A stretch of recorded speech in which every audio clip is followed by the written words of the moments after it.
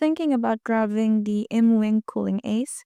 It's one of those wearable mini air conditioners you've probably seen in ads, promising powerful cooling in a small, portable gadget. But is it actually worth it or just another overhyped gimmick? Quick disclaimer, this review is based on public information and personal opinion. Also, a lot of you guys are asking me how I do this research so fast. I actually put together a complete guide that shows you my exact process. Links in the description.